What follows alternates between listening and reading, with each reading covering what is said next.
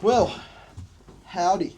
Welcome back to the Rubber Dinghy Report. Indeed. With myself, Tok, and Rubber Dinghy. I am here. Yeah, so another podcast, another bit of background noise for you guys. That's what we do. Mm-hmm. Once again, switching sets. We've got multiple. Yeah, we do. We're going to be keeping you guessing with some of the sets. We might Yeah. go some indoor. We might go some outdoor. Mm-hmm. We might go here. We might go to the other one. We did just decorate the other set, and Sam was insistent that we use that one again. However, we will never use the same one twice in a row. That's what he thinks. We won't.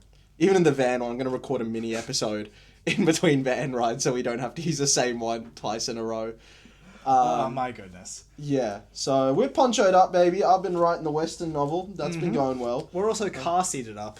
Yeah, I car seats. Yep. What other podcast?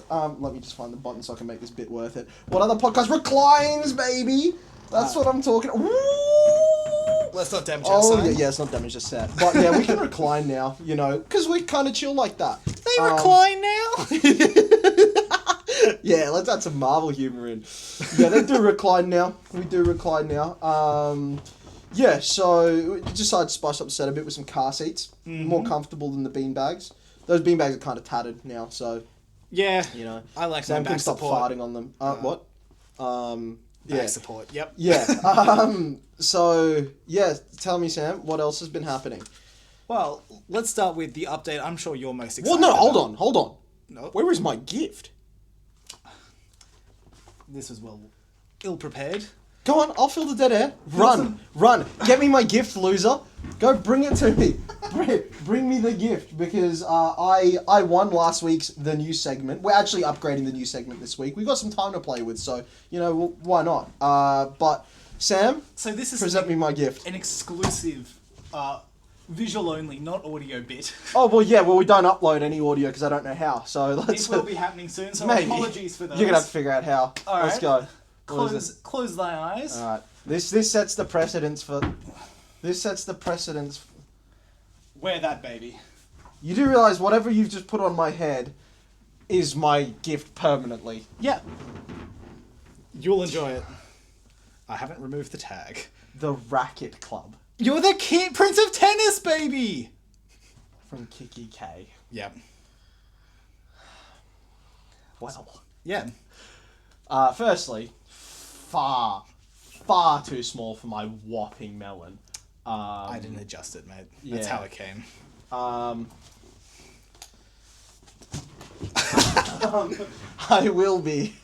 I will be wearing my cowboy hat because it's Year of the Cowboy, and now Sam, you've just set the precedence for what's to come.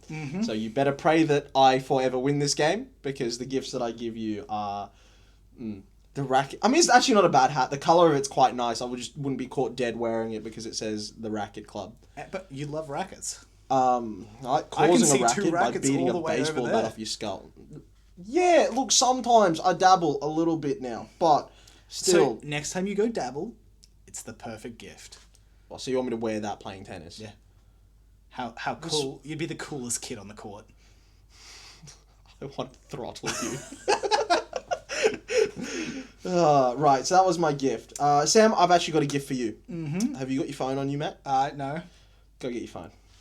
I have my phone on me now. So you had it on you. Yeah. I want you to go to the old Combank app, and I want you to check the purchases. Let's just have a scroll through. I might have got us something nice on the old company bank account. What? Punch machine.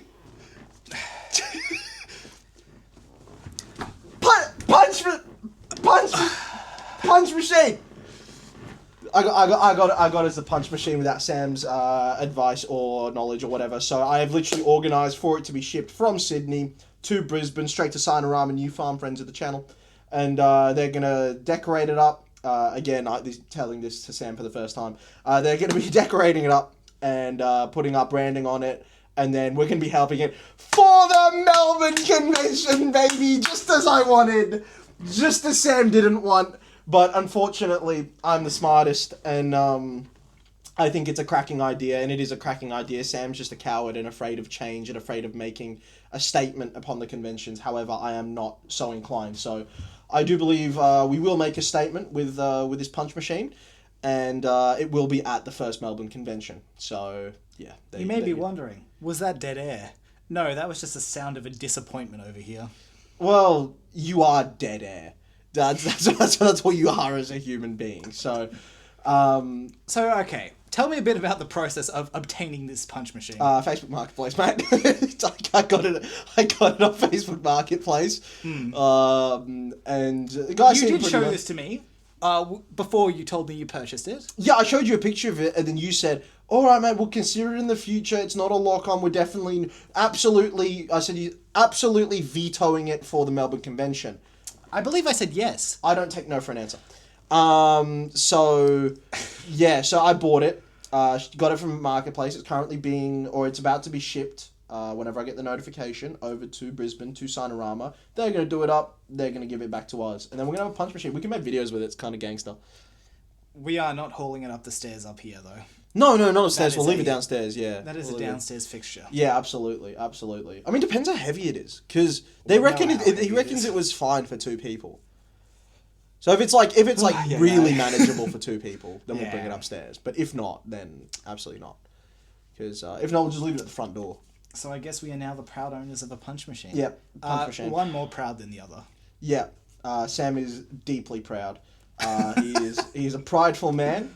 He's a man that unfortunately delves in all 7 of the deadly sins, particularly lust and gluttony. I was going to say sloth. No, you just look like a sloth. Big up Sid. Yep. Yeah, so the punch machine is on its way. Sam lost, I won, because I have access to the company credit card. So yeah, that purchase has been made. It is on the way, and we will have it for Melbourne, and that's going to be a lot of fun. Okay, but being real, it's going to drive us sales. Like, if we're being honest. Sales, maybe. Yeah. Attention, more so. But absolutely. Which, to me, is that not a no-brainer, considering we're brand new, unknown IP, like, to them, to everyone that's going to be there. 30,000 through the door. It's an activity that brings people to the booth. Yeah. To me, that's an absolute no-brainer. I would argue whether the cost is worth it. And what does it matter? Listen. Spend now, make more later. Genuinely. It's like, you got to invest in yourself a little bit. And to me, even that attention that we attract, it's not only just, like, if that sale then turns into a long-term fan who tunes in for the rest of the series, it's like, well, to me, that's worth it. That's absolutely worth it in terms of a conversion. Yeah. And the branding opportunities, it links in with the series. Makes sense. So, let's just say, if you are keen to punch machine, check us out in Sydney, or if Melbourne, you want to punch Sam, I will let you do that. I'm not going to turn you away. There will be a price. The price is buy the book. If you buy the book, you can clock Sam. If you asterisk, we'll come back. If you buy the hoodie, our most prized item, you can hit him in the face. The book is just a gut punch. Unfortunately, I've called my feast my face, so you're going to have to be aiming down. I'm going to get the word tattooed on my face. You can put Sam in a headlock and choke the air out of him if you buy the hoodie. Yeah, good luck worming your way out of that one, idiot. I've also tattooed head on my foot. So yeah, the punch machine will be coming, and I have won 1-0 to the good guys. I would argue it's less of a win and more of an no chance to lose situation. Yeah. Again, I do have a company credit card, so... This is a sign for me to ban the company credit card. Well, you can't, because I set up the account, baby.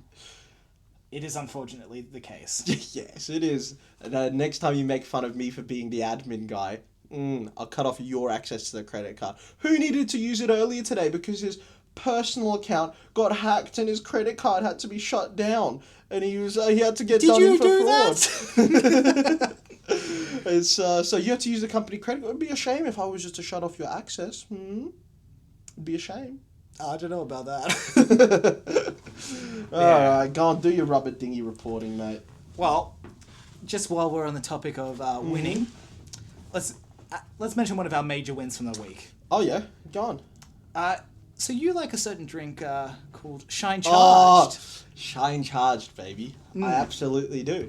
We The blood of the podcast. friend of the channel. Friend of the channel, blood of the podcast. Yeah, we do. The veins of the story. Absolutely. Yeah. The colour of my piss. It's Is Shine. So what did we get from Shine? Well, I've got a subscription to them, renewing tomorrow. Got an email. They are wonderful. Caffeine helps me lock in. I got rabid ADD, and I know caffeine affects people differently who have it. For me, it definitely gets me to lock into writing. Yeah. And also talking to. I'm really not that talkative if I haven't had caffeine. But I only just started having caffeine as of last year. I hadn't touched it before that. No coffees, no drink, nothing like that. And you jumped straight in the deep end? Yeah, well, because we had a football final coming up. And I'd been told about Shine because, again, they have a wonderful reputation. And they should sponsor us. But they're a lot cleaner. If you look on the back of them, a lot less of the E numbers and unknown ingredients. Like, it's not perfect. I'm not going to pretend like it's, the same as a cold pressed juice or something. But they are much, much cleaner than everything else in that market in terms of energy drinks. The caffeine all comes from natural sources. It doesn't taste like, like cough medicine or like Red Bully type, garbage. It tastes like just a soda-y sort of thing. No sugar in it in the ones that I have. And yeah, they're really good caffeine. I had one before one of our football finals for the first time, sent me bouncing off the walls, bagged 5 goals. It was unreal. They do wonders for you. Yeah, genuinely. And then ever since then, I have one in the morning, early in the morning a day, just to kind of get work going. Sometimes I try to go without it, but not been too bad with it. But yeah, a really great drink. Stand by them very much so. And they've got a hydration drink, which is the one that Sam has. So that's the just kind of electrolytes and that sort of thing. And they're pretty good, aren't they? We shall see. Yeah. Yeah. So what you received your weekly shipment of Shine? Yeah, I did. I did a couple of weeks ago. So if you follow the Gods and Saga on Instagram, you would have seen. Which if you don't, get ready to get gutter stomped when I see you. So if you follow it, I put up a story thanking them. Just out of the kindness of my heart, I'm very, very grateful. Yeah. For the drinks they produce. Just a genuine thanks for that. Yeah, honestly, because we are very much not paid for this at all. Yet. Yeah, we're going to talk about them for 5 minutes. yeah. But they are absolutely wonderful. And I've just put up a story. Not only did they like the story, right? Not only did they repost the story, they followed us back, baby! Let's go! We are followed by Shine. Shine drinks. Let's go. Deserved, I believe. We are their strongest soldiers. So Shine, if you're watching, they're not. If you're watching, they're whoever runs their social media absolutely just saw us repost and was like, yeah, fine. But just for the sake of you are, yeah, we've got a brand ambassador staring you in the face. One day they have no choice. One day they will sponsor us. If we get big enough, yeah, 100%, 100%. They're going to sponsor us one day. The earlier you jump on, the cheaper it is for you. That's what I'm saying. that's what I'm saying. So yeah, that was a big nice win for the week. Yeah. 1-0 to the good guys. Yeah. No, it's actually 2-0 because I was the good guys that won with the punch machine. Some would argue you're the villain, so. No, remember I based all villains in the story off you. Yeah, but some would say. Those some. I am some. I will kill that some. Yeah. So. We've also had another couple shout-outs on Instagram this week, which have been nice. Yeah, that's been super nice. From people who've bought the book, and people who are not even... Just discovering us naturally, right? Yes, just found us through Instagram and have bought the book. It's not even people who are like, friend of a friend of a friend or like that we know through word of mouth. It's like completely outside of any sort of circles. Which has been really nice in the see. States. We love to see it. In America, which is really awesome. Super, super thankful for that. Absolutely. I think now it's just a matter of time where you've got to give everyone sort of a couple of weeks to read it, and then that's when we end up hearing back for like even more so about how people are finding it. So, which we are keen to hear. Yes, anxious to hear about, but it's all been good stuff so far. Yeah, it has all been good stuff so far. So, yeah. Go on, Sam. Do the next segment. Well, that leads us wonderfully into our next segment. It doesn't. Yep. Let's just talk about the media we have consumed this week. Oh, yes. So, Samuel, I believe since you had a tie-in from last week, I would like to hear more about The Doll Maker. The Doll Maker. Is that right? Yes, The Doll Maker. I listen 3-0 to the good guys. That was my win too. No, I'll let you have half a point. Yeah, I'll take it. 1.5 is, some would half. say, winning in Half. spirit. Half. Oh, I've lost a half. No, you lost a full point. Oh. Because you're Sam. You know what? Sometimes life's just all about roundabouts. Rubber Dinghy, go. Tell me Okay. about the Doll Maker. So, if I remember correctly, Yeah.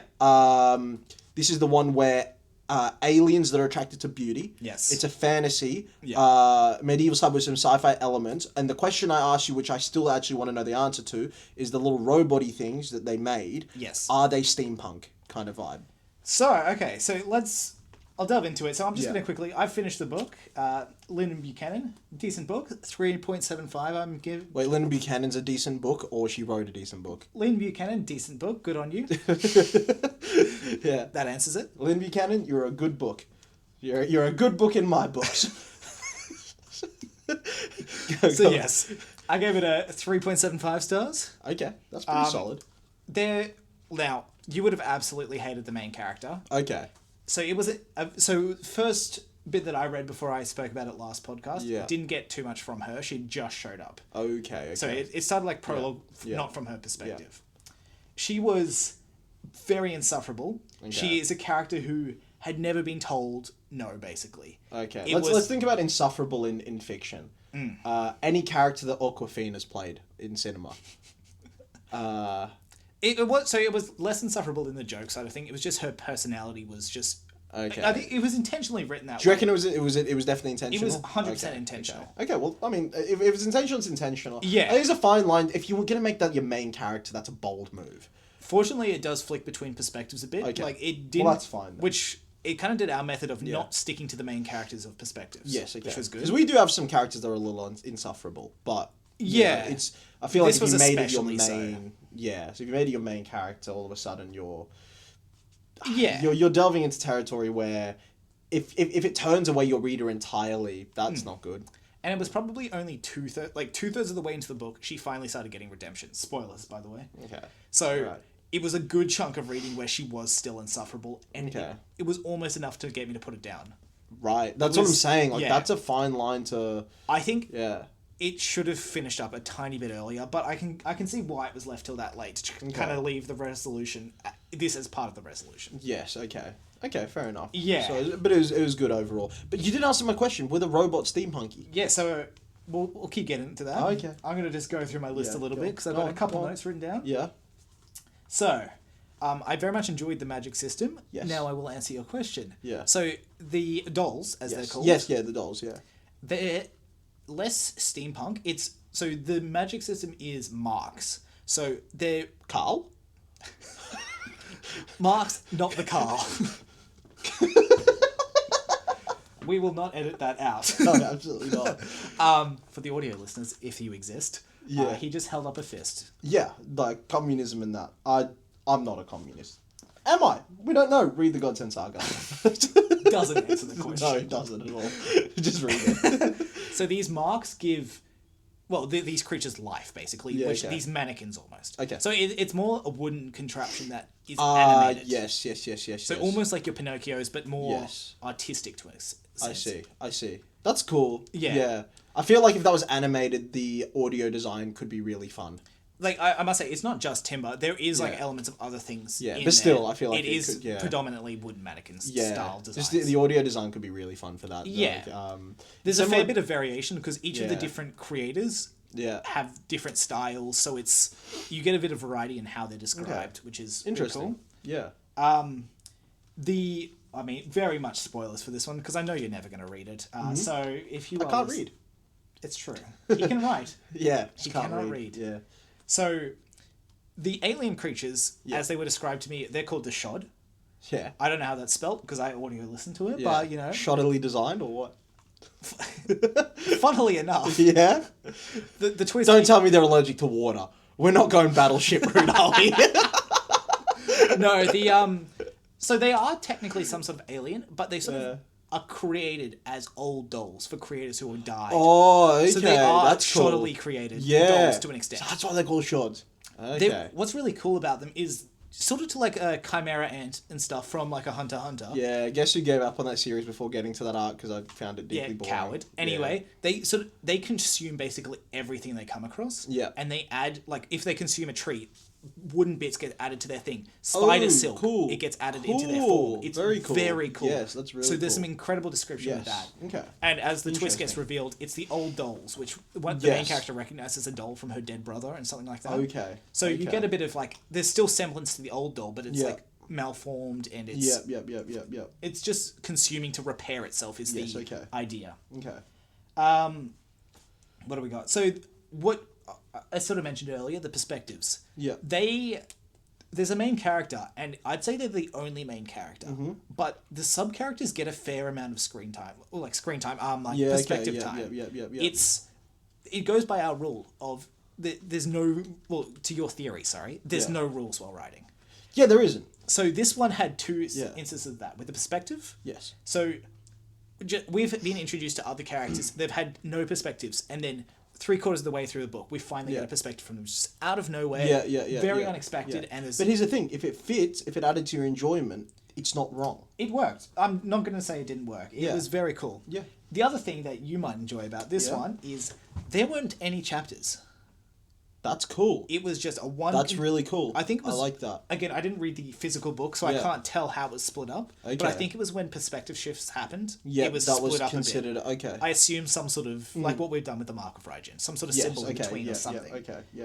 That's cool. I like that. Yeah. I definitely do like that. It was very strange in the audiobook because the chapters is just like, here is 2 hours and it's the first line is the name of the chapter, which is really strange. I've never experienced anything like that. What if it was just badly formatted for audiobook? There's a chance. Yeah.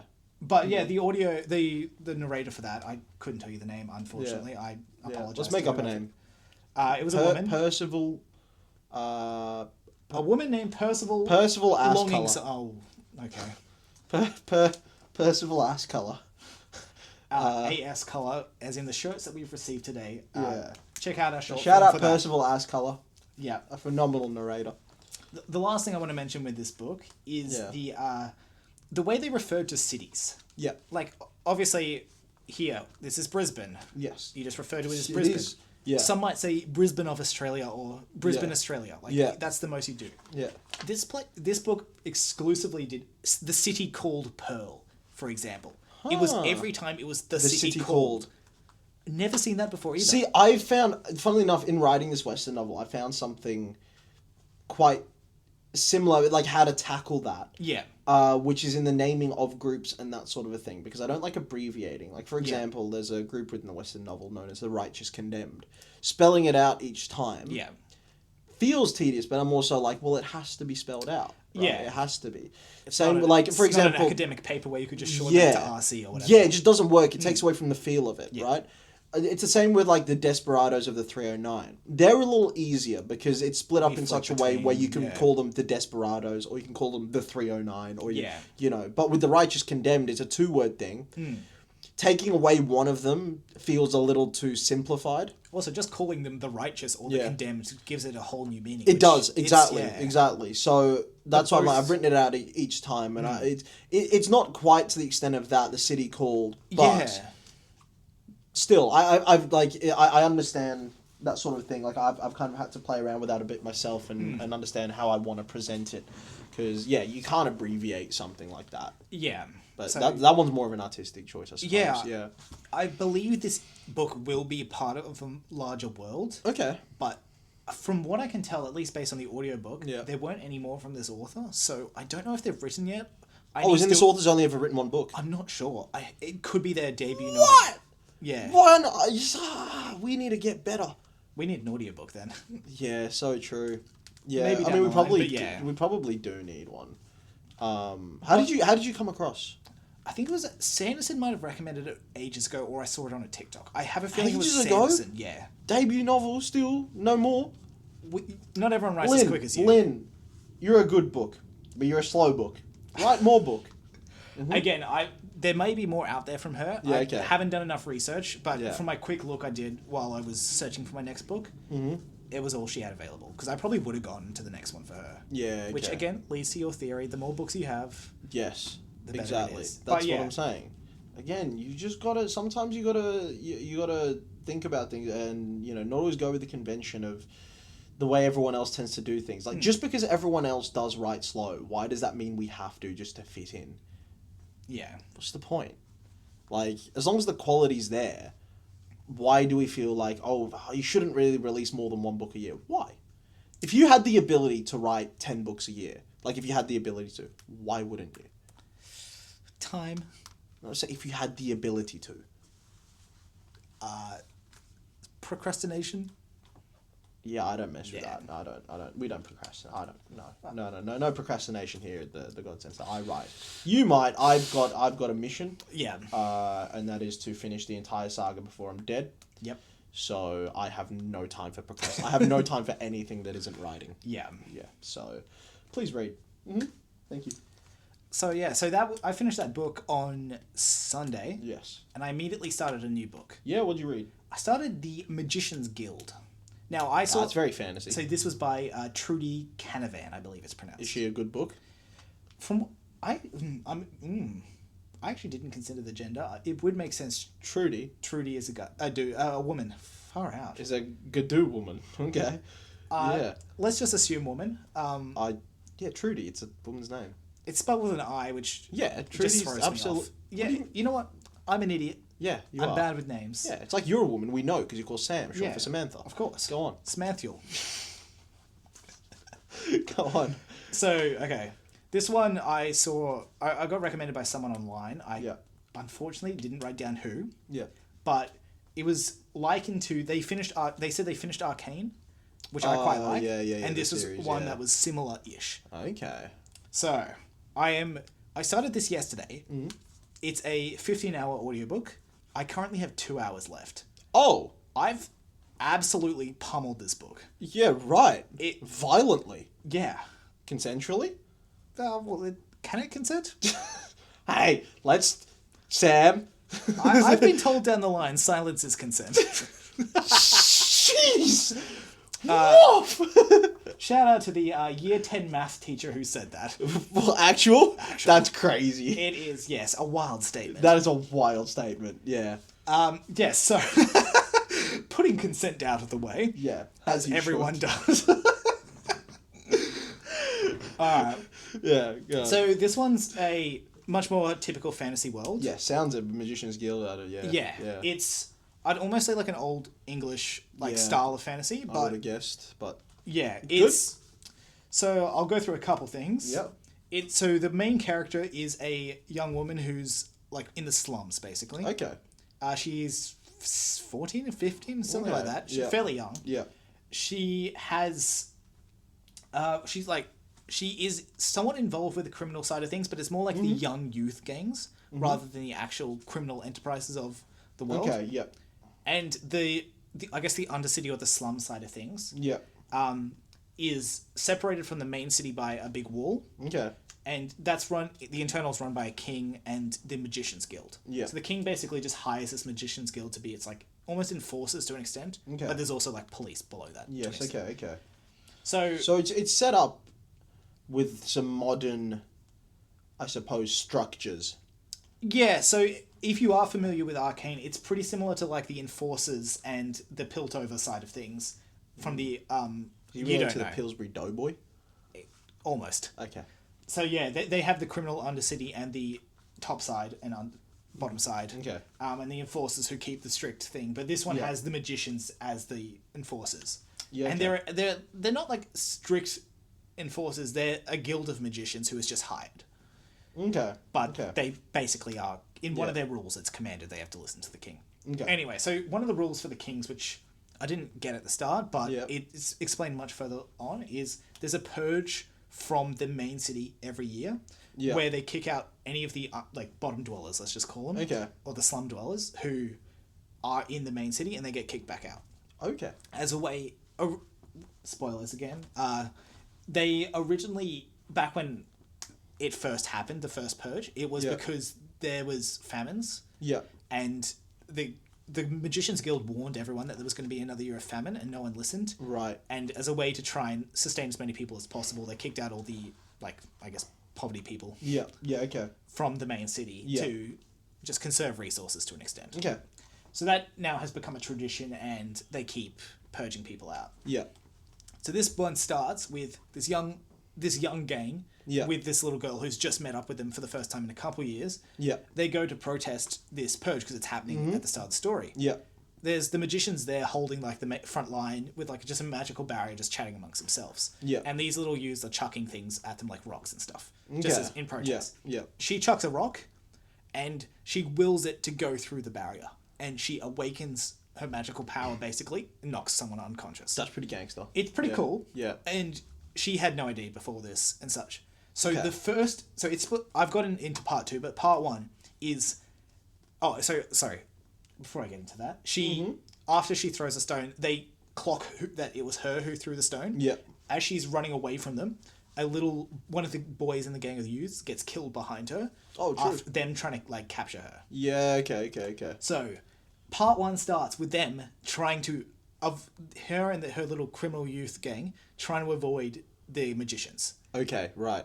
But dramatic irony comes in because we get perspectives from the magicians as well. Okay. They don't want to kill her or capture her because of what she did. Yeah.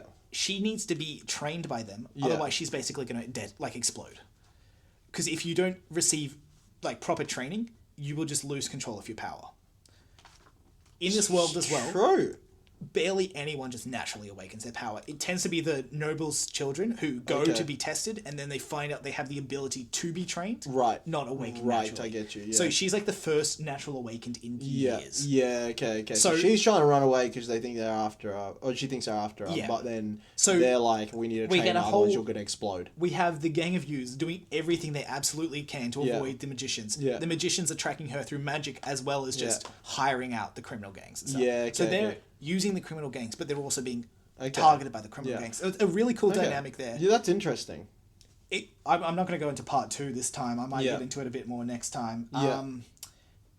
What notes do I have here? Any thoughts just immediately before I keep going? I mean, it's a pretty cool premise. I'm usually someone that struggles to read dramatic irony a little more the longer it goes on. Because after a while, I'm like, just communicate. Somehow. Communicate. So I think this one was done well. They kill the kid in front of her. So she's like, they're coming to kill her. I get that. It's very clear. 100%. I just hate bad communication in stories. It's also less of bad communication. There's also like a bunch of politics going on. What are the criminal gangs? What do they... is it specified what they deal in? No. So, it's basically everything from what I can gather. Yeah, because that's always a pet hate of mine. Everything. That's a pet hate of mine when dealing with an underworld, so to speak. Specify what makes them an underworld in terms of, do they deal narcotics? Do they run rackets? Do they smuggle goods in and out of country? Do they are they? They do hitmen? specify it in this one. It is just a lot of everything. No, that's fair. That's so they do have multiple gang leaders within the underworld. I just hate it when the gang itself is like as an entity is a gang because it's referred to as a gang instead of actually showing what it is that they. A gang's probably the wrong term. They are just called an organization, an enterprise, or whatever. These guys are just called like. I think they're just called the criminals. I could be wrong about that. Okay. And there's basically an underground city beneath the slums. Yeah. Which, if you're not part of the associated with them, you will be basically killed just for being there. That's fair. Because like my other thing is, let's say if you were I don't know, a gang leader or something, you're not gonna call yourself like villain is always the worst, but like a criminal or whatever. Like you're doing it through some sort of enterprise. It's just an illicit business or whatever it might be. This one is done a bit more strategically, where it is like the origin of their names, as you find out later, is also because of that first purge. When they were basically the ones providing assistance to the slum dwellers from stealing from the rich throughout that whole time. Yeah. So they use the moniker of criminal or whatever it is just to distinguish themselves from the law. Fair. Yeah, to an extent, because fair enough. There's a lot of political stuff going on with the king and them and stuff like that. Yeah, okay. It's pretty interesting. Good. At least it's all fleshed out like that. Yeah, it's a lot of questions are answered, even if it's not immediately, which we do a bit of as well. So no, of course. I mean, we've got a lot that's going to be answered a long, long time away. So yeah, of course. So that'll wrap up my reading update. Yeah. What did you read this week? What did I read this week? My addresses on the boxes we were delivered. They all said the same one. Thankfully. Yeah. Apart from the things that weren't delivered, and I didn't read those ones because they weren't delivered. Watch the short form if you haven't already. No, watch the last video. Last video. Yes, It's it was the last Becoming Authors. The Becoming Authors number 5, 4, 5, 5. I think. I don't know. Check the dates. Yeah, you do it, lazy. The hell, making us do all the work. We could put links in here, like those little pop-up things. We could do that. No, we got that at the end. No, but I'm saying like here, you can have that little eye at the top that. Yeah, but then I'd have to do some work. Yeah. Yeah. I write, alright? I write all the time. What do you want from me? If you guys are lucky and on YouTube, you might see that on the top. If I'll not, forget. it hasn't happened, and you can blame Talk. Yeah. But the podcast... One for the bad guys. So that's right. I'm 1.5 now. So yeah, what have you consumed? I actually sat down and watched a movie for the first time in a while. Just very quickly. Yeah. If I was to guess based on your outfit, poncho, cowboy hat, Yeah. would I guess it's a Western movie? It was a Western movie. I like to delve into the world that I'm writing in. Yep. You know, and right now I'm writing a Western, or at least an abstraction of a Western, and that means I'm watching another Clint Eastwood movie because he's the best at them. Now, the movie that I watched was called The High Plains Drifter. And That's it was a mouthful. The High Plains Drifter. No, yeah, it was a great title for like. It was I mean, it was made in the 60s. Yeah. It's a phenomenal movie, deeply interesting because it does, as Clint Eastwood often does, it broke a lot of tropes to do with westerns. Okay. Now there is that western trope of the mysterious man atop the horse comes to town. Yeah. Is a tremendous gunslinger and is hired by the townsfolk to rid them of an evil. Ah, yeah, classic. Or at least an approaching evil in some cases. Yeah. Now, what if the gunslinger hired was a no better man than the people that they were hunting down? Interesting. And not in a sense of he's on their team. He is just morally a no better man. And the people who hire him know this? In a sense. Some of them get an idea of it, but they also don't know to the level or, whatever. Okay. And as much as there is some dark tones to it and there is some really gritty stings and some things left unanswered, like, is he just a ghost? Which, I think so. Interesting. Yeah. But he does some objectively hilarious things. Yeah. Some other things that are also hilarious that I don't want to admit are hilarious for, the sake of my character. But like one thing he does is, he's in order to defend the town, he doesn't want to do it. Yeah. He's promised anything that he wants. So basically carte blanche through the whole city. He can, so he doesn't have to pay for anything. Yeah. Or, whatever. So, at some point, along the escapades, he has the entire town painted red. He orders rounds of alcohol for the entire town. Okay. He makes a little midget guy who's like the town runt, basically. He makes him sheriff. The mayor says he can't do that, so he then makes him mayor as well.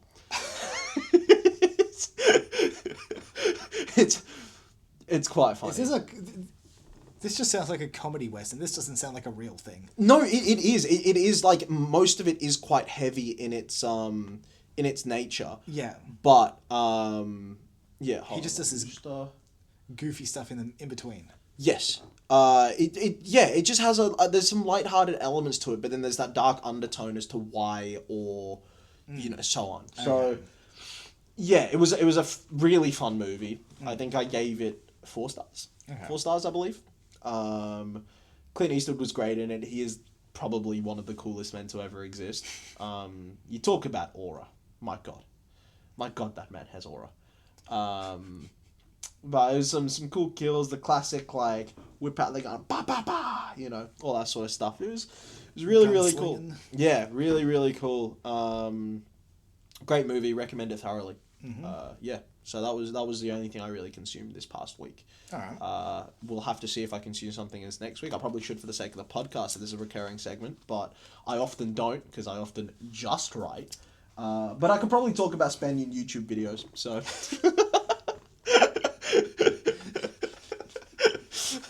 No comment. Spendy's great. I wonder what you'd talk about. You know what? Let's leave it as some sizzle. Next week you will review a Spaniard video. I can review the one I watched last night, but yes, he will. He does drop every Sunday. You should subscribe to him. I don't even care if he's great. He makes the best content on YouTube, and he's a great inspiration. Hey, we're on YouTube. Yeah, but we suck, man. Come on, man. This is the Rubber Dinghy Report. Yeah, you're a Rubber Dinghy, mate. Go on. All right, so you're finished with your yeah, that's what consumption? I watched. Yeah. Alrighty. So, yeah. Would you like to go into our unrealistic goals in general for the podcast? Goals? Not for the podcast. Sorry. For the book, for the project. For the project. For the project, you know. I think if we're talking unrealistic, well, like let's say long shots to the moon, right?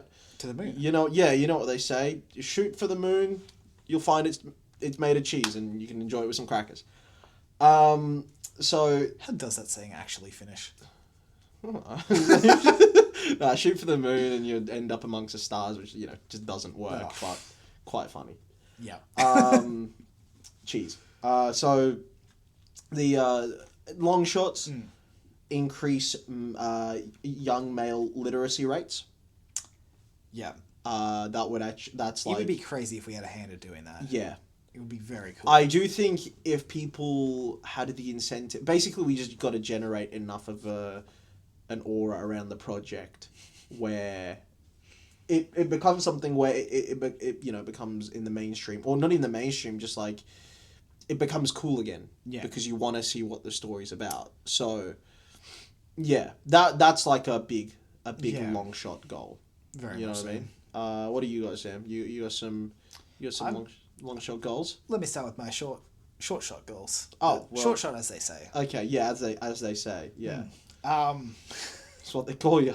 Big short shot Sam. Shammy. The Sham Wow. Ooh. You remember that?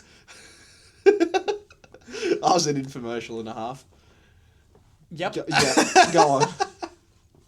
Oh, I'm very interested, keen to do the deluxe editions of our stories. Yeah. Whether we'd combine full arcs in, or if we split I think it would be. I think it would be full arcs. That, and I also thought about box sets. How cool those would look. Oh, I would love to.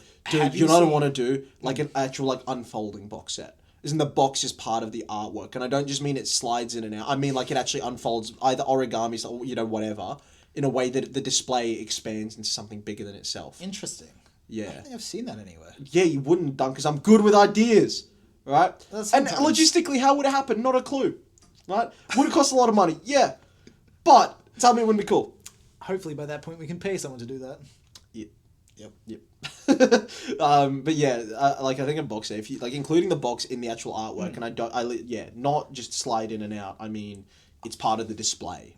I'm assuming you haven't seen the Wheel of Time full series. I have seen it. I have seen it. Something like that would be awesome. Having that long, really continuous art piece across all of the spines. Definitely. I think you can only do that once Revolt is done. At the very least, it's a finished project. What do you reckon when the entire Godsend Saga is done? Do we want to put it between two covers, as in a story tall book? Oh my god! Because I've seen someone did it with Wheel of Time or something, right? I think and it was it was that big. Yeah. It was a meter big or something. But ours would be considerably bigger by the time it's done. Yeah. Putting that in a single cover, that would be hilarious. Well, we could sell a shelf, which is just the length of the full thing. Yeah, that's true. Single. That is true. It would be more than a shelf though, bro. Revolt is one series. It's gonna be 20. I'm talking about the one series. Yeah. Yeah, no, I'm saying the entire saga. Oh my god. Yeah. Well, will it ever end? It won't. So we won't be able to do. Well, I think it would. Look, there is an end because again, the end is planned out. Because at least the end of the writing. In terms of what's the last series we're going to write. Series-wise, we do have a plan. We know what we're going to be writing last. But it's just a case of... The things that fit in between. Yes. It'll just take a long time to get to. And things twist, they turn. whatever, you know. I might just hit it with the old, you know, a few millennia later, and then just end the series.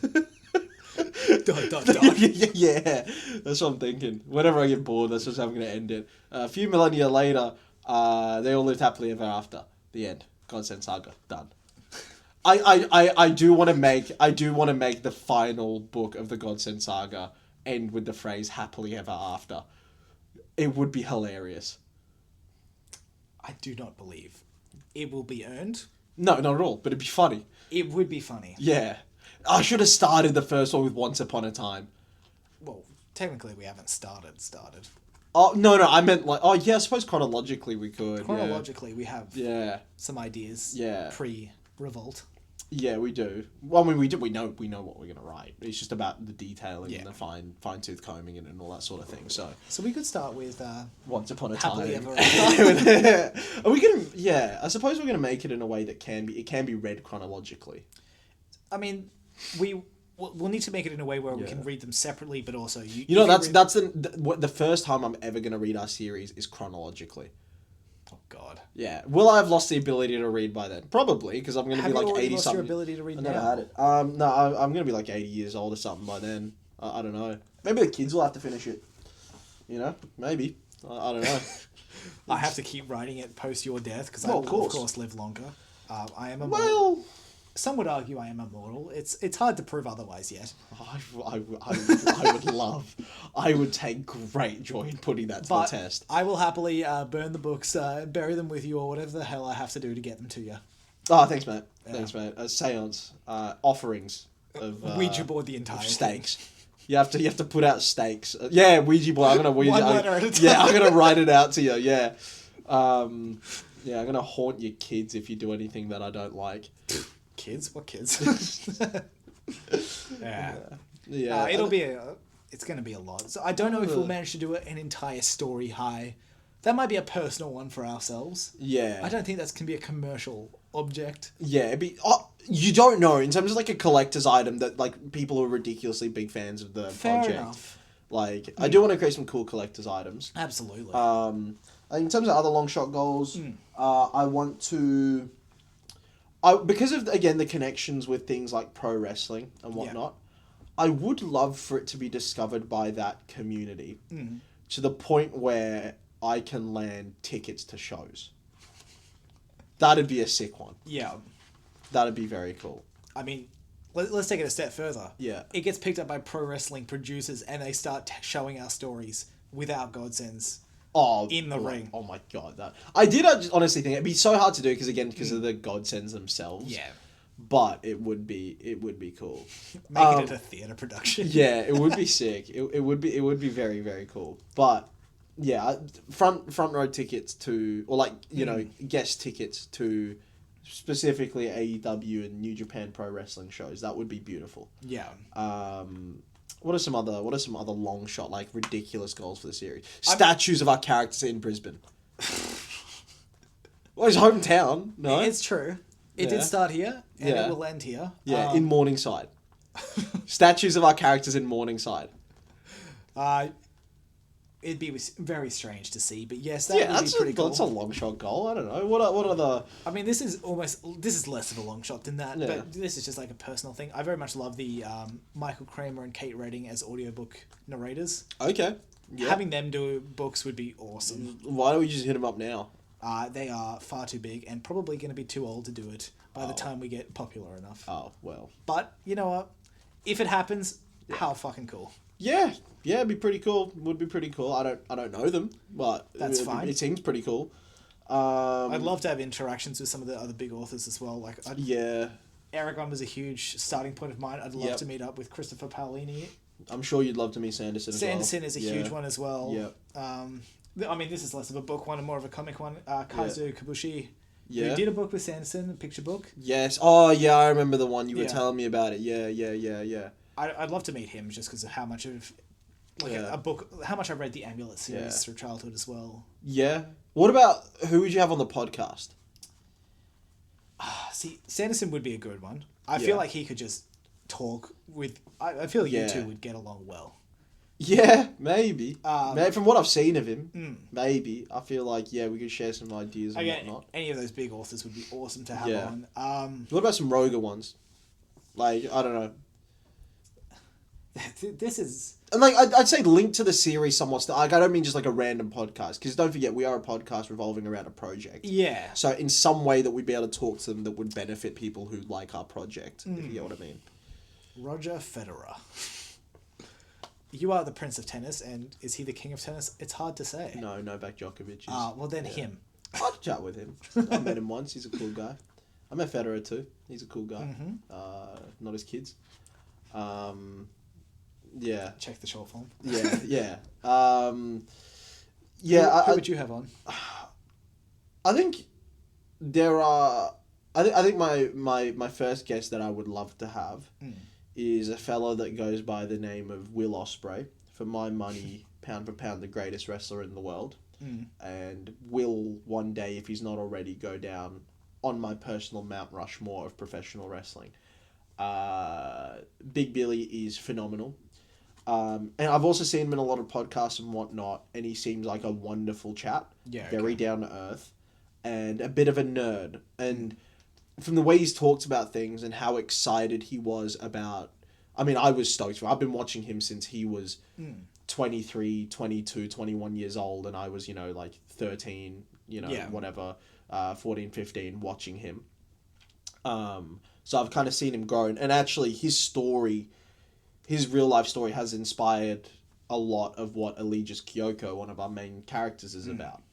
So I would love to be able to sit down and tell him that and like kind of go through it with him and learn a bit more about what it was really like versus what we wrote and that sort of a thing. And at the same time, hear him out because he seems like a great storyteller. He's a very funny guy. I enjoy listening. If he's ever on a podcast, I always give it a click. Yeah. Very genuine, very honest. Unapologetically himself. Yeah. I'm so stoked him. He's a massive Assassin's Creed fan. I think he got canonized into it. Jeez. Okay, Like, at the very least, he's got like a major sponsorship or whatever with them now. Okay. Where they produce all of his clothes. I think he did get whatever the creed is or whatever the thing is. Canonically, he's within that. Oh wow. Okay. Cool. Yeah, that was like a big announcement that he had. So I'd love to, and like how excited he was about that, about him being part of a fictional world. I think it'd be cool to tell him about the influence that he's had on this project. Yeah. Just to kind of, another one along a similar vein is Kenny Omega, the greatest pro wrestler of all time. No, that's Will. Will's the one that likes donuts. In that video I sent you, yeah. Good. That's Kenny Omega's again greatest wrestler of all time, and I'll die on that hill. And he's a bit of a nerd as well for things like anime, like TV shows, that sort of thing. So it'd be interesting to pick his brain because he to me is one of the greatest storytellers. Because pro wrestling is very much a storytelling medium, and for my money, he is the greatest to ever do it in that sense. So yeah, I would love to have a chat to him about that. On top of that, dream podcast guests for this, because I feel like those ones aren't there. I feel like they're plausible in terms of like they're very much in the field. Yes, or like tangentially related. At least it's not even that. I feel like they're not far enough away where it's like pro wrestling is still quite a niche. It's not niche. It's massive, but it's like it's a topic in which they're reachable. You know what I mean? I feel like if we get massive enough, we could definitely form some sort of connection there. And same with authors as well. Yeah, that's what I'm saying. It'd be can you imagine we somehow get them on one of these like sets? How funny that would be. Just like make Brandon Sanderson sit here. He gets the beanbag. Make him sit cross-legged in the middle there. Another one who might be like who is a bit of a nerd and very much outside the field would be like a Henry Cavill. Yes, yeah. I'm sure you'd love to hear Warhammer. Yeah, I would really want to learn about Warhammer from him. Yeah. That'd be the other two, which I think would almost put an end to the podcast because we would have peaked, is The Rock and Vin Diesel. Oh my god. Yeah. If we get Dwayne on this podcast. If we get Big Dwayne, Big Dwayne, The manager of Manchester United, Dwayne Johnson. That's such a niche bit that I have between me, you, and one other friend that is just not going to make any sense. If he sees this, he'll appreciate it. Yeah, Nathan. Yeah, Big Dwayne, Big the Rock, and Vin Double Diesel would. I'd love to have him on and talk about. All important topics like family and probably family as well. Yeah, and black Dodge Chargers, which are kind of gangster cars. I do like them. I actually wrote one into the book. You hear that, Vinny D? Are we on personal terms now, are we? Yeah, Vin Double Diesel. Come on, mate. Get on the program. But yeah, I think those are some cool guests I would love to have. Another one a bit out of field as well. This one is probably somewhat achievable. Is Emily Rodder as well? Australian author. Del Toro requesting that. Rowan I used to watch the anime as a kid, and I enjoyed it. Yeah. Rowan of Rin was my one from her that I loved. Okay. I've gone back and read it. It's definitely a children's fiction, but it's. I didn't know they were linked. I found that out from watching a video I didn't know. Yeah, okay, interesting. There's a lot more than just the main series. That's cool. For that. So that's cool. A lot of Again, cool stuff. down our alley of what we were trying to do. Another Spaniard. I'd love to. I'd love to. Your second shout out. I'd love to have a chat to All Años. Big fan of his. Have been for a number of years. I think he makes the best content on YouTube. A very genuine and honest guy from what it seems. And I would love to be able to pick his brain about what he thinks about certain things. I think that would be fascinating. Not really related to the project, but he's cool. He's cool like that. Yeah. You're a big fan. The Rizzler. We're going silly buggers now, eh? I don't know. He's kind of cool. One day, that's no long shot goal. Get the Rizzler to read the Godsend Saga as he's becoming a young adult.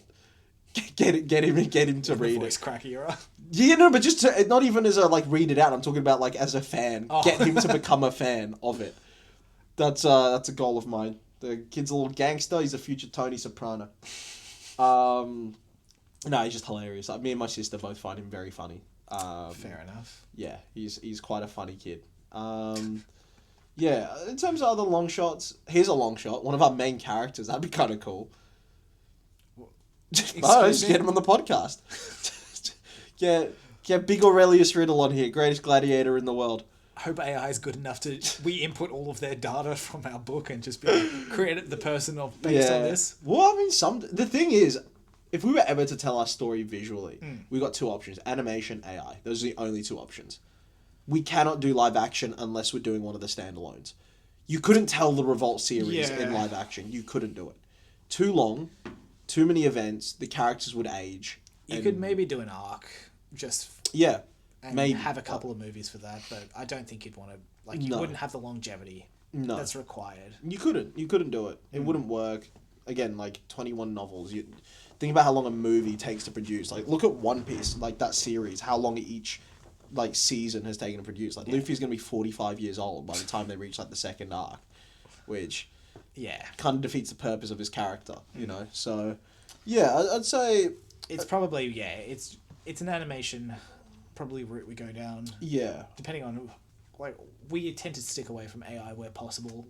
We are creators. Oh, completely, yeah. So I don't want anything to do with AI, unless it's, grammar checking. That's pretty much it. Yeah, so... Yeah. Besides that, it's just... We'd stick away from that one, but at least, having animated... a series for ours would be incredible. Oh, it'd be insane. I mean, the feedback that we get is that it would make a phenomenal animated series. Yeah. I've heard that feedback a number of times now. It's one of the main comments I get. But I don't want to do it, or I would never approach a company to do it. You need to have more leverage than them in order to go ahead with it.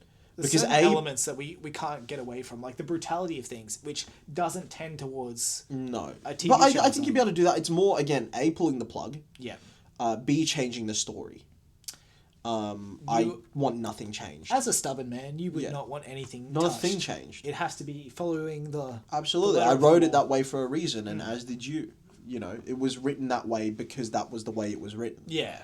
There's no... I'm sorry, no one else can write the Godsend Saga better than we can write it. So, it's... Yeah, so that you need... them to need you, and that's how you get the best sort of outcome out of it. And I would want entire creative control over it, or at least creative oversight. You hear too many stories, like even just from Star Wars. No, I was talking about more like the authors who have their work adapted, but they don't have that creative control. Yeah. Them just getting completely like shut up. Yeah, it's which is the story's garbage. Changed. It's just not the same work. Like even Harry Potter, like yes, there's elements of that story which have just been cut out from the movies. That I'm so terrified for that series that's coming up. There's a series coming up. Oh goodness. Lots of changing of characters. Let's say. I did see about that. Yeah. Yeah. Interesting choices, but bad choices. Well, I guess we'll see. What? No, just objectively bad choices. Yeah. It's like, I just don't see the point of ever changing a character. Just write a new character. Write a new series. Write another Magic series. It's just using existing media. More. Just make something sequels or prequels or based on something. Yeah, it's frustrating. It's really annoying, especially within movies. Everything has to be a sequel, a prequel based off something, a remake, which is the worst of the lot. And it's always a remake for modern audiences, which means it's going to flop at the box office because no one wanted to watch it. This year will be the first year, I think, since... I can't remember the stat exactly, but I think it's about 30 years that Hollywood hasn't had the top grossing movie of the year. China's had the top grossing movie. Really? To be fair, I've only ever watched one Chinese movie. It was sick. It was called YOLO. It was about a lady who was an introvert who took to boxing as a hobby to help herself get in shape.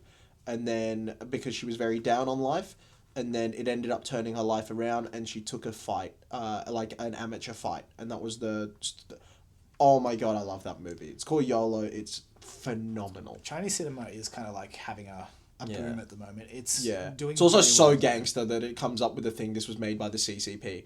That's so gangster. It's actually hilarious. This movie is the one that came out is like the 15th top grossing movie of all time now. And it's just like Chinese audience. I actually want to watch it. It's an animated movie and it's a sequel. Okay. I watched one Chinese animated movie actually. It was called Sword of the Stranger. I think it was Chinese. I might be wrong. Not sure. I don't know if I know that one. But it's really good. Very interesting that that's the case. I think the only non-sequel media, but it is still technically based on other media, that had a chance of overtaking it was the Minecraft movie. Which it was never going to. No. There's not really a chance the rest of this year. I don't believe anyway. I don't know. There's going to be another movie that tops it. Probably going to be some good movies coming out, but they're all going to get hidden by the bad movies as they usually do. Like I think some of the bigger ones, like you've got Marvel movies coming out this year. There's a chance they get close, but I doubt it with their current state. No, they've lost all goodwill. They have lost like all goodwill entirely. The only thing that might is Fantastic Four. Like they have to use new. They have to do new IP like Fantastic Four, X-Men. Those are the only bits of IP that are going to get them any sort of goodwill from people because everything else has been run into the ground.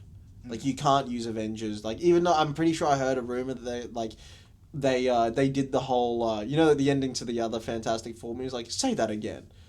You remember the bad Fantastic Four movie, Michael B. Jordan and all that. At the end of it was like that's fantastic. Hey. Say that again. That is basically they've done something. No, they've just done something similar with.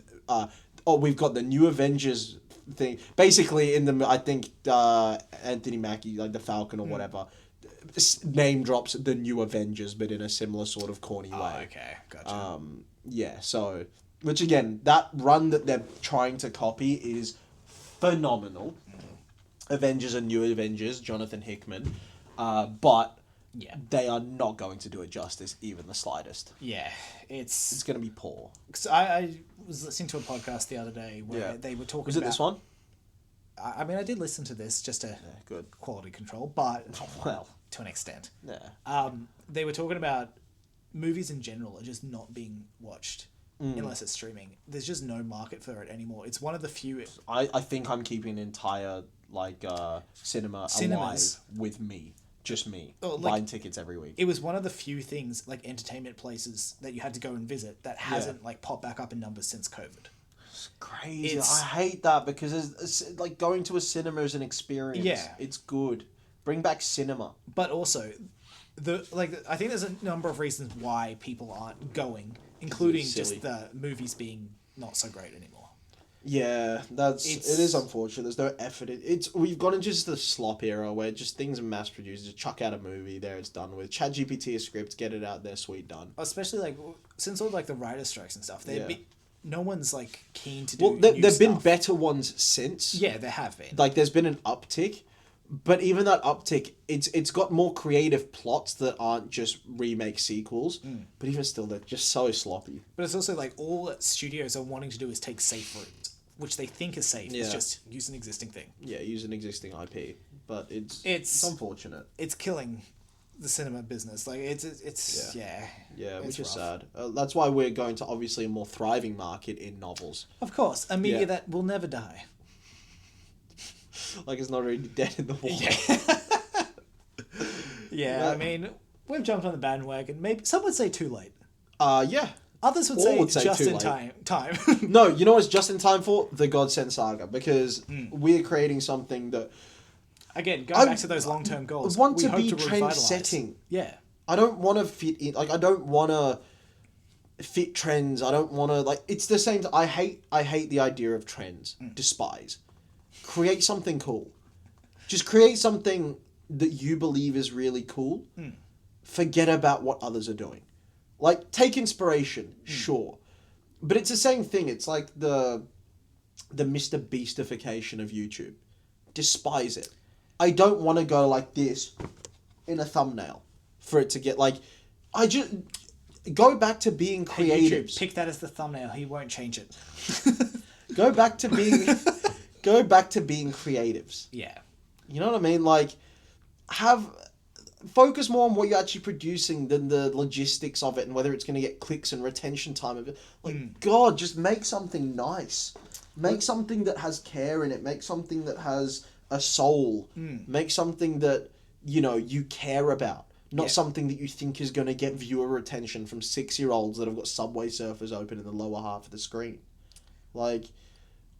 In a similar vein, I watched a video on plagiarism and YouTubers the other day as well. Yeah. I don't know if you're familiar with H-Bomber Guy. I'm familiar with the H-Bomb. I know you are. Yeah. Creator. I'm aware of the Unabomber. Uncle Ted.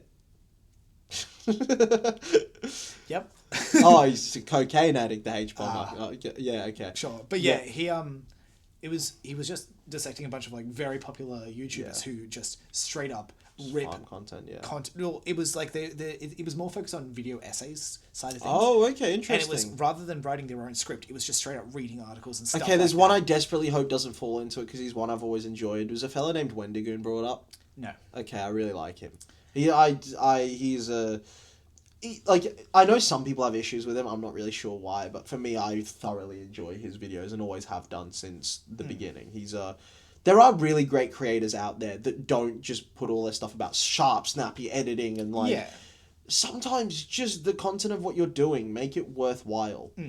And you might say, well, everyone's brains are fried. It's like, okay, well, why add to that? But that was the thing. It was like the wrap up to this video of his after he like dissected a bunch of these creators' plagiarism. Yeah. Was like, there aren't a lot of the channels are just someone else has had the idea. They're seeing success. I'm gonna grab my part of that success by just copying them. It's originally started with the first round. It was the original creator. The second round, it's like those who are like paying homage to them and like specifically saying this person inspired me. Yeah. And then you have everyone beyond them who's just copied of a copy of a copy. It's just we're not going to be like that. It's a completely original work. It's exactly 100% entirely, but it's work that has care into it. There's care. It's not adapting to a trend. Like, we are not doing this for anyone else in terms of to meet requirements or to hit keynotes or to like our front cover. I'm sure there's a million experts out there that will tell us, oh, you're not really matching the key criteria for visibility on Amazon and you might lose a few clicks. I don't care. I genuinely don't care.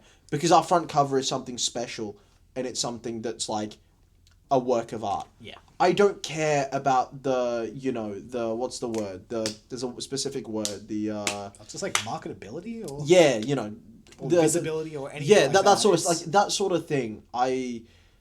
I can't stand it. I hate catering something creative around that, any part of the process. I don't like... Like, we will... There's a decent chance we lose some market because of that, just because it's not as visible, but it's also eye-catching because it's not that visible. Yeah, and I want it to stand the test of time. Yeah. You know, when marketing's not done, like when marketing's done for 100 years from now, not when it's done, but when it's in marketing methods have changed 100 years from now, I still want people to look at ours and go, well, that's a beautiful cover. That's just different. Does it stand out on a website? I don't care. Like, realistically, I'm not doing this for ad revenue and, like, you know, we're not... I mean... We would love to make a living. What I'm saying is, like, we're not making YouTube videos to make them 15 minutes long so we can put mid-roll ads in there and get monetized. No, we're trying to document our journey as authors because we care and we hope other people do too. Yeah. Like, we might not have the most, like, to say about it because, again, untrained, we are figuring it out as we go. Yeah, pretty much. It'd be amazing to inspire more people to do that as well. Yes. Honesty is what it is. It's honesty and integrity within art. I believe integrity has gone within most art forms. Completely gone. Yeah.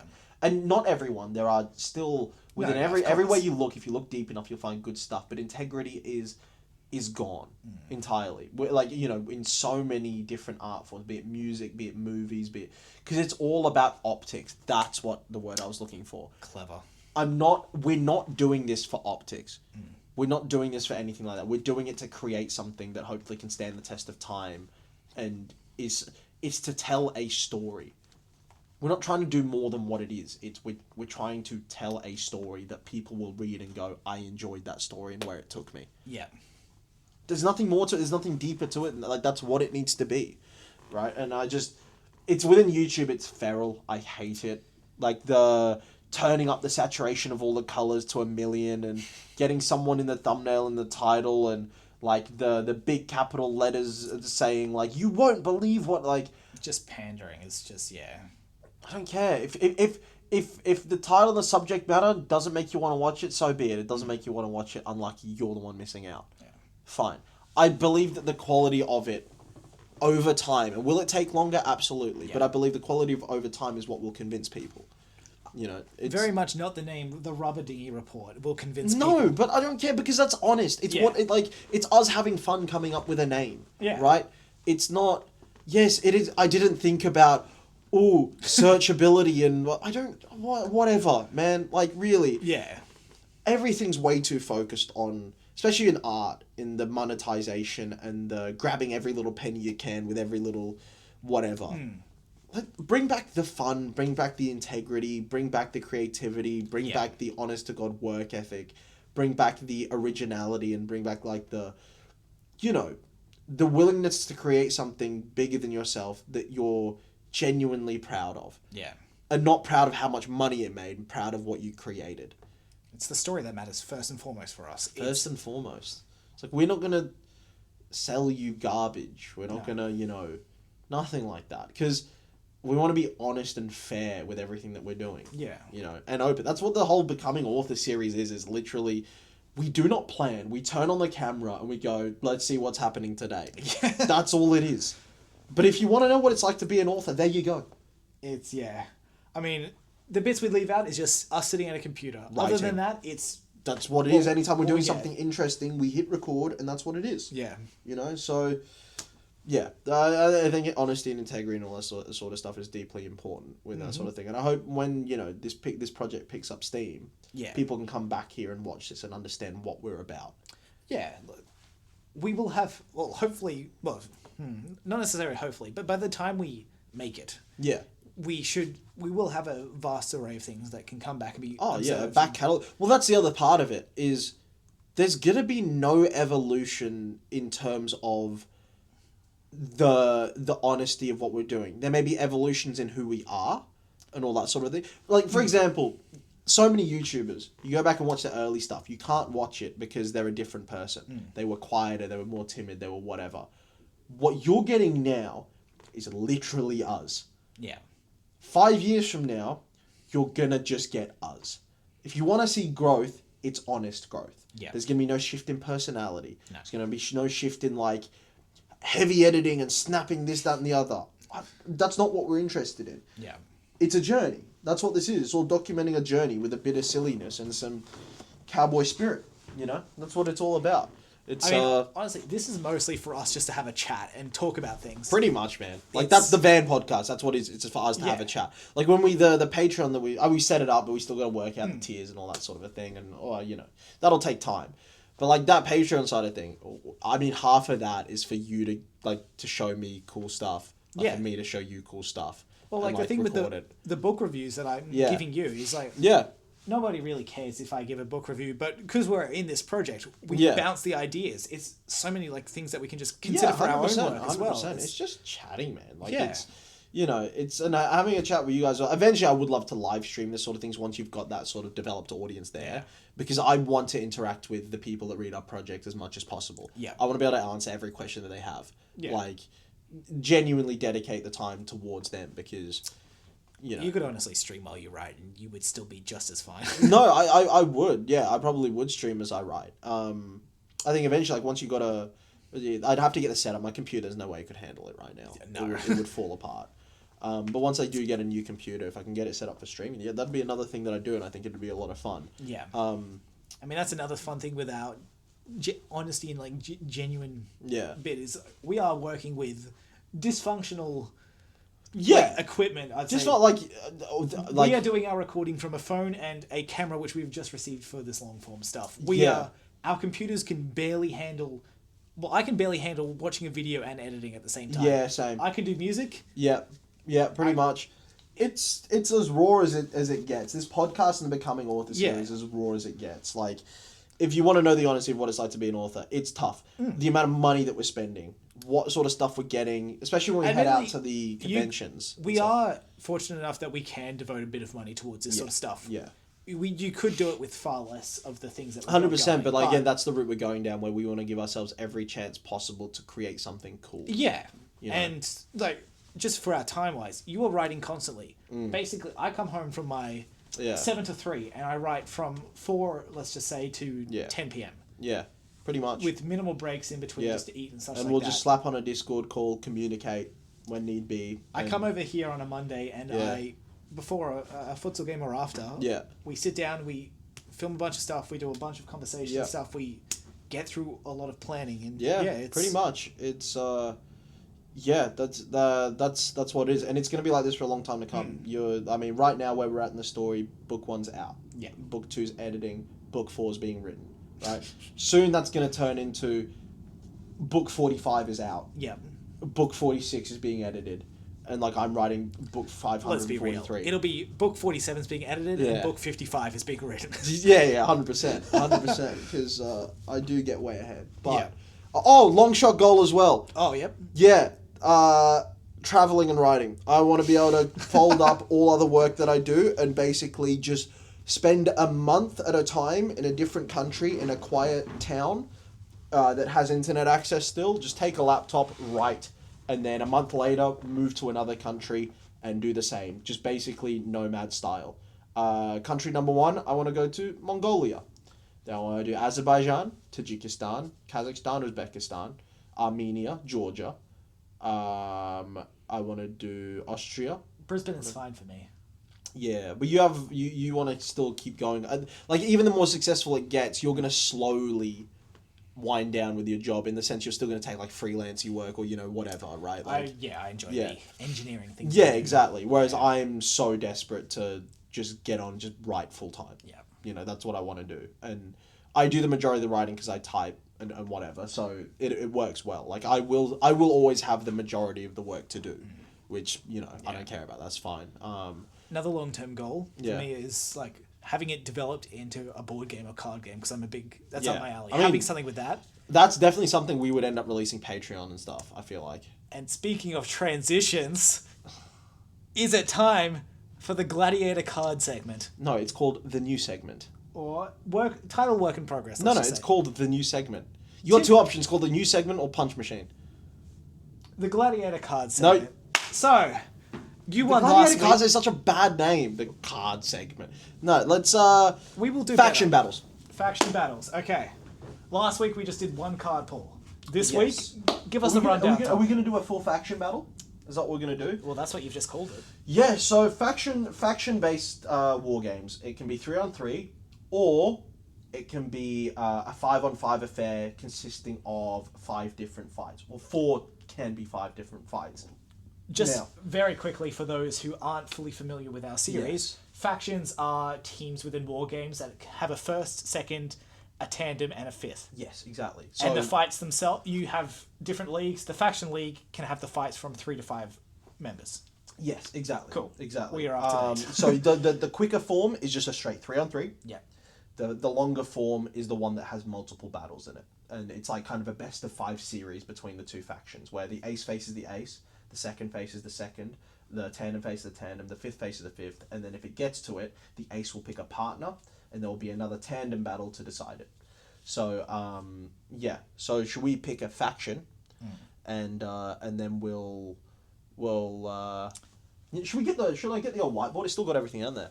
Could do, yeah. Yeah, do you want to fill dead air? I know you love doing that. Alright, so what do you think of doing it as we draw 5 cards and decide who goes where? Or do you just want to... we're gonna decide who gets put where. Absolutely. Yeah, okay. Take the whiteboard. I have obtained the whiteboard for Get those. some blue tack. This is very much a visual part of the podcast, so those who have background noise going or those that listen to audio, apologies. Tok has wandered into another room, as you may notice from his vacant seat if you are watching on the audio. He is now about to peg blue tack at me. I'm not. Okay. And he has done so. Alright. Dead airfield. You're useless. I'm gonna pivot this way a little bit so we can give him a good view of the board. We got 2 decks. Yes, we do have 2 decks. We have we'll put them at the front here. We've got this has all of our tandems. I can't see it. No, it's alright. So that has all of our solos. This has all of our tandems here, and we will draw at random. I'm gonna shuffle them up a little bit, and we're gonna pick 3 from the solo deck, 1 from the tandem deck, and basically whoever we get is that's what I'm saying. We get to place them at whatever whether we want to have them ace second or fifth. We get to choose, and then after that we're going to see how they compare against each other and see who wins. And we have hopefully we're going to have a special guest on the podcast next week. G, who's he's a friend of mine. He was like our first beta reader. Yeah, basically. So he's a big reader. He's very much a reader of things that kind of run parallel to the Godsend Saga in terms of genre. And so he's been a tremendous help in helping us like develop some ideas where we may not be 100% sure, or even providing some context that have helped us create new ideas. So he's going to be coming on the podcast. We'll be chatting with him. He's going to be a semi-recurring character because he's going to be coming to the September conventions, which will be all recorded. So yeah, and any Brisbane convention that we go to. So that'll be a lot of fun. Now, Sam, we're gonna place these down. Let's sit forward in the old chairs a little bit. You know what we should also probably do? Bring the mic forward, because last time the audio went quiet when we did that. So whoops. Yeah. Now, do you wanna pick first, or we'll put them up here? We'll pick from here. All right. I'll pick first. I'm happy to do so. I'll take my tandem first. Tandem first. Interesting. So they're gonna go straight in the tandem slot. Now, who is it? No. The reveal will occur later. No, because you've got to pick. We're doing it that way. Yeah, okay. you got to pick which one you're going to put in there. So your tandem is Hyde and Santa Muerte of Carrion. Yes. So Hyde has like a meat cleaver style. Yes, it's like a hook blade. It's a hook blade. And he's very strong, very powerful, big bulky guy. Yes. And then Santa Muerte can reanimate. So reanimate or animate inanimate things, including bodies.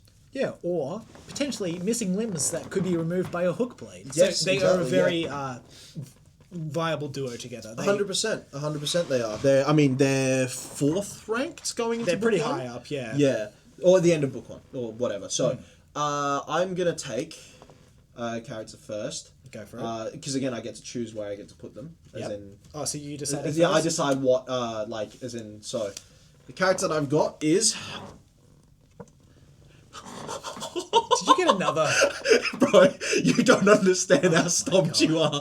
No, you don't understand how stumped Give it to me. Kensei Hikari. The greatest gladiator of all time. Father of Toshiro Hikari, one of our main characters. I mean, Kensei is quite literally... He is referred to as the greatest of all time. Yeah. I think my ace is sorted, You reckon? mate. Yeah. I don't know. He seems to be a solid fifth for me.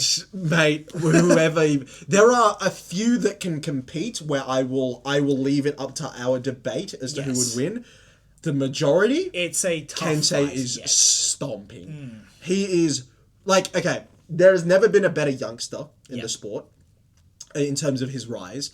And it, like, you know, ace at 18, I believe it was. Very young. You know, won the X1 a record number of times, which is the most prestigious tournament in War Games. Yeah.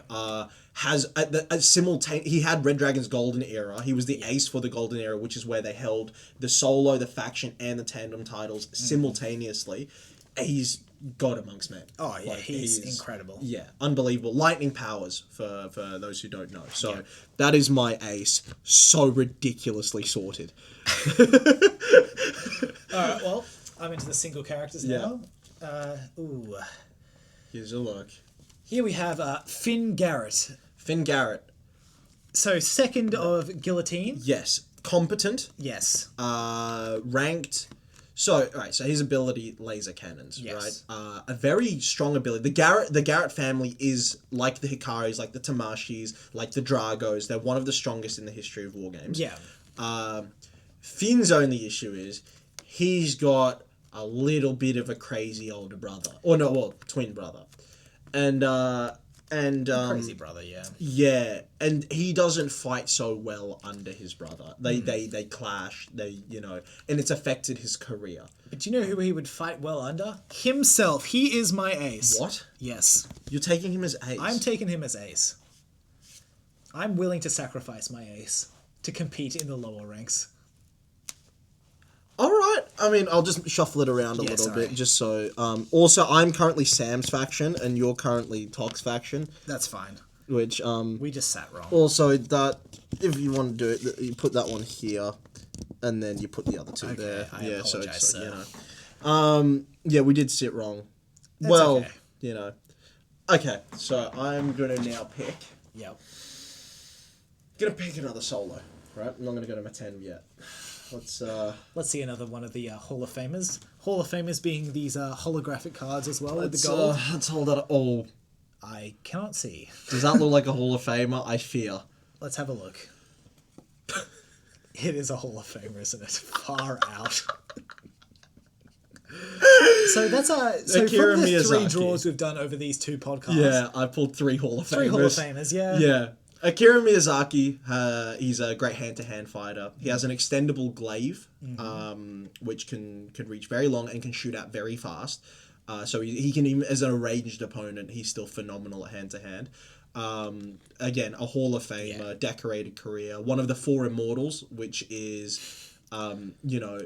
considered maybe the greatest time period for War Games in terms of competitiveness at the top. He was one of 4 constantly vying for the top of the rankings.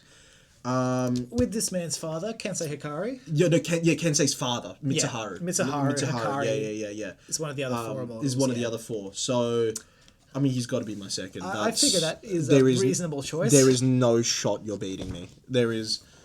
we're still holding out hope. All right. So, this one, Otto Jaeger. Wait, actually? It's actually Otto. Oh my god. We just filmed a little short explaining him, but... So he has the power to, originally, turn his hands into blades, and then eventually other limbs into blades. Yeah, so that's his second kanto, that's what he's able to do. He's he's the second of Blitzkrieg under... Wolfgang Klein. You'd rather have him. He's a strong contender, but... He's good. Again, he's Division 1. He's good. He's not beating a Hall of Famer, unfortunately. No. Again, you're getting stomped. Basically, I think I just have to take him as my second, though. Yeah, I think I've already won this. One of my better contenders for your, at least... Yeah. Otto... Akira and Otto, maybe a more better match than... better matchup stylistically. Yes. Even then, look, Finn Garrett has the firepower to beat Kensei. He just doesn't have it in him. No. Even with his firepower, I just think Kensei's just that other level where he wouldn't have the chance to use Let's have a look at the tandem. Tandem time. All right, I see a color. Okay, right. So it is. I don't think it's hollow. So it's not gonna be. That is promising for me. Let's have a look. Wait, that's okay. We're gonna have to. You did that. It's an extra fucking. Oh. It's another. Okay. So we do have some elite cards or whatever that are they're basically duplicates, but they're special edition cards. We do have some of them in there, so bear with me. I'd have to remove them. Oh, should we take them out? Have a quick look. I think I'm fine on my end. Yeah, they're all in here, I believe. Which I mean, again, the fact that there's like 6 of them in here of these special edition cards, and I still managed to pull them. That's 4 holographics. Yeah, basically. I'm gonna have to give these a bit of a shuffle. Acceptable. Because I do want this to be fair. You know what I mean? Like it hasn't been rigged. No, it actually hasn't. No, I've just stopped you. Yeah. It's it's unfortunate, but what are you gonna do? Hey. I've still got my tandem's a strong tandem. It is a strong tandem. I will have to do well. Yeah. If you get a good 5th, that's good. But again, unless your 5th is godly. No. Well done there, mate. Yeah. So who did you pull? I don't know. Oh, you haven't pulled yet? No, I was in the middle of putting it back on the table, so I could. Now I'm gonna have to give it another shuffle again. Oh, come on, mate. Fill dead air. So, Tok is shuffling some cards. You can't be. You've got to think of an interest, Sam. You've got to show a personality, mate. With our Kensei Hikari as well, I'll just go into a bit of talk about him while you do so. Yeah. Kensei was... Dead air has been filled. Okay. I'm gonna pick. Let's take this one here. And I fear. I deeply fear. Let's have a look, eh?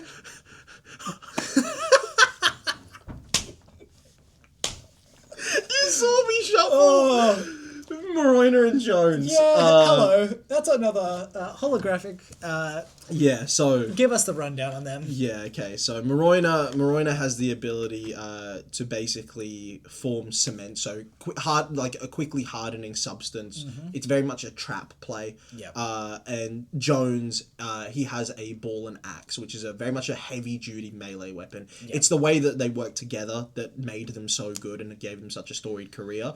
It's, again, sort of the trap wipeout sort of scenario. They were very, very talented. And honestly, I do not think I have anything in my tandem to counter that. Well, it depends. We'll get to it. We'll get to it. We'll get there. We're both pulling our 5ths. So it's 5th time, baby. Ooh. This is a Johnny Santana, the bozo himself. Okay, let's not actually start that. He's phenomenal. He's a strong fighter, but phenomenal, some would say a bit of a bozo. He is the ace of which faction again? Evo, yeah. He's a very strong fighter. He uses he starts with a flanged mace and then it evolves. It evolves into like a sword and so forth. Yeah. He's a strong hand-to-hand fighter. He's probably one of the best. One of the stronger weapon fighters. Yeah. But he's also a bit of a bozo, so swings and roundabouts. The thing is, he's not. You mistook him for another character while editing, called him a bozo, and then doubled down. No, I knew it. No, you didn't.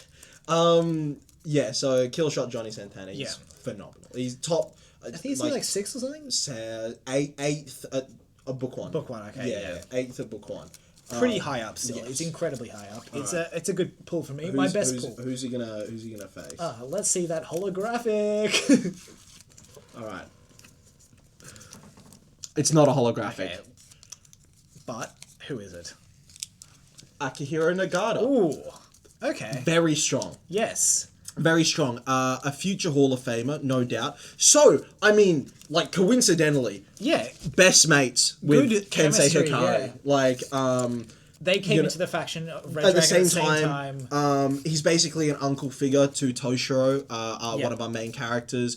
After Kensei died, Akihiro basically took his spot as the head of the faction. Yes. And he's been a phenomenal leader for a long, long time. And now he's in the twilight of his career. He's getting older. He's on but he's still at book 1. He's still top 10. Absolutely. So, I think he's 9th or something. He's pretty something like that. So he's still a phenomenal gladiator and a great ace of Red Dragon. So and it's the water godsend too. Yes, he does use water. So a nice elemental one to counteract. Yeah. So let's go through it. Holding this up. Now. I got it. Yeah. Now. Let's go ace to ace. That's a wipe. That's the biggest stomp. Like, Finn Garrett's good, however... He's not Kensei Hikari. He's not level. Kensei Hikari. The seconds, Akira Miyazaki with his extendable glaive versus Otto Jaeger. Now, they both rely on blades. Yes. Close distance, I'd say maybe... based on Godsends, Yeah. Otto would be better. Yeah. Right? Because his limbs can turn into them.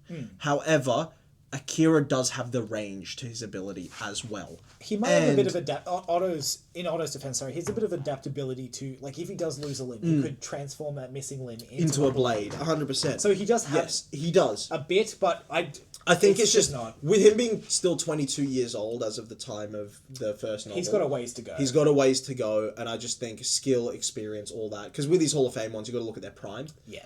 And I think if we're looking at prime Akira Miyazaki, he beats Otto. Yeah. So that's not a question. That's a 2-0 win to me.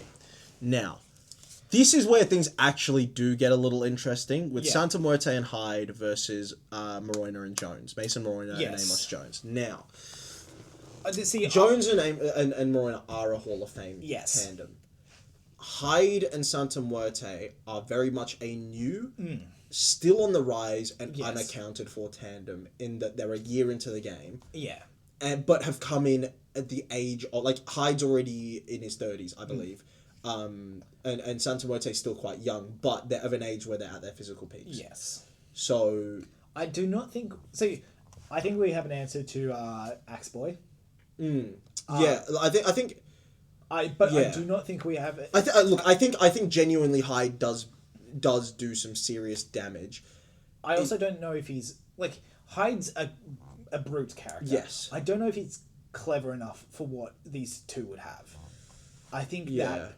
And I don't think Santa Murta can do anything to help him get the first bit. Like, she can fight, but she does work better as a support. The way they fight kind of relies on Hyde dominating. Yes. Getting getting like like removing one of their opposition and then turning it to a 3-on-1. Yeah. Or, even if Hyde falls, reanimating Hyde. Right? It's, Hyde is a tank. I do believe 1-on-1 he beats both of them. Okay. Like, in terms of just sheer power, 1-on-1, like Hyde versus Moroina or Hyde versus Fair Jones, enough, he does beat both of them. Just chemistry-wise, I don't think it's enough. I think they're too smart. Just the ability to hold them in place, I don't think he's got a good answer for that. Yeah. I would say, if it lands, the best answer he could have for that is probably cutting off his own limbs and having Santa Muerta help him with that. Yeah, but even then, I suppose so. It's not enough. It just limits him too much. Yeah, I would say so. I think I think it's closer, but it's definitely closer. I think that's a 3-0 win for me. I think for the sake of the video, if we continue onwards, we'll continue to the fifth. Santana versus Nagata. Yes. Now, historically, Nagata. I would lean towards Nagata as well. He has a range advantage that Santana just does not have. However, yes, the form that Santana's in, he is in the prime. I would give this to him. He was trained by. He was trained by. He was one of Tong Chai's assassins. Trainer Tong Chai, who is a fabled trainer, a mystical trainer who may feature in a short story or something sometime soon. Yeah. But yeah, he's part of a group of very elite gladiators. Yes. And he's an elite level fighter. He's a strong hand-to-hand fighter, but one of the strongest, and most dynamic as well. And if we're going book one, because this isn't peaks, this is where they're at as of book one. Akihiro is faltering a touch. I would give it to Santana. I'll close fight. It's a close honestly, fight. I'd still give it to Nagata, but I'm happy to take the pity point at the end after your historically good run of pulling holographic Hall of Famers. Yes. Now, if it were to all, it would be the ace paired with either the second or the fifth to go up against the same from the other team. Now, if it got to that, no, there was no chance. If it got to that, I literally have the individual elements of a Hall of Fame tandem. Yeah. Like, there is a holographic card for the two of them together. Electricity and water are known to mix well together. Yeah, so... And with a character without range... Like, you've got... Like, you'd use Santana and probably... Two characters without range. I would use Garrett, probably. I would use probably Garrett and Santana. He's the only one who has some chance, I reckon, against them. But even that is not because Garrett has the firepower, but still, you're not... Yeah. Santana's getting wiped by both of them, you know? So... Yeah, that is literally the dream final combo. Oh, it's... Like, individual elements of arguably one of the greatest tandems of all time. Yeah. Like, that's... You can't beat the greatest fighter and the greatest tandem, I never had a shot. Yeah, no, 100%. But Kensei Hikari as a first pull is insane. It is pretty rough for me out It is insane. So, unfortunately, Sam, you owe me another gift. You do... a title belt. Oh, well, thank you. Well, I mean, no, I'm gonna hold it 80s style, baby. I'm an 80s territory wrestler. That's the way I'm holding it, like a proper gentleman, wear a suit and a tie, all that sort of stuff. But so next one, you are gonna be the middleman adjudicator. Yes. As I take on Big G. Mm-hmm. So that's why. Or do we want to go loser faces? We can maybe decide on the day. I think as I know the most about the characters. You'd be a better adjudicator. I would be a better adjudicator. But I think also, whenever we have a guest on, they should face you. Okay. I think that'd be a fun thing to do. The guests face Sam. Sam versus the guests. More opportunities for me to buy gifts. Yeah, no, we won't do the gift one because they won't be back there next week. But you do owe me a gift again, and I that one never. Next gift you will have to wear on the podcast. What? No. If it's bad, I'm binning it. I don't care. But with that, I do believe the episode has drawn to a close. Yeah. Like, subscribe. Hope you had a nice time. I hope whatever your task you're doing while you listen to this is going well. Also, we have now peaked we've increased the length of the podcast each week. Yeah. Wait till we get to the fans, mate. Oh, it's going to be, yeah. Yeah. It's a long one, but you know what? It is, but look, you're doing a task. You can just chuck us on in the background. That's nice. You can hear about some funny anecdotes or some whatever. Oh, I completely forgot to tell you. Yeah. For that, the new book that I've been reading. Yeah. Worst time to bring it up, but I just have to tell you. The narrator for that book is terrible.